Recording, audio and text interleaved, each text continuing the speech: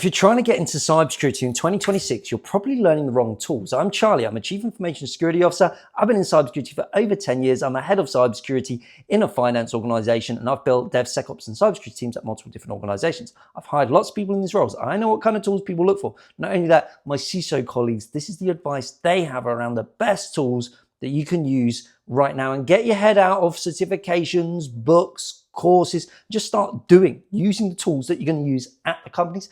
That's what gets you hired, and that's the difference between interviewing someone that just knows the theory of cyber and interviewing someone that actually understands how to do the job role and how to use tools to secure an organization. First of all, you need to understand cloud security. You need to get familiar with GuardDuty in AWS. This is free to use, as well as Security Centre in Azure.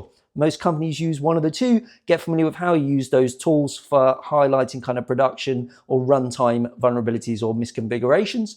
In addition to that, I recommend you get familiar with a tool called Burp Suite. You can use OWASP Juice Shop, which is like a deliberately vulnerable app, to test using Burp Suite. Download Burp Suite. It's like a community edition. If you don't want to download it, you can actually just use TryHackMe.com and spin up one of their clients, and it will show you how to do it. It's TryHackMe.com with Burp Suite, community edition, really effective. It's a proxy scanner. It's like a light pen testing tool, which is really useful for DevSecOps engineers.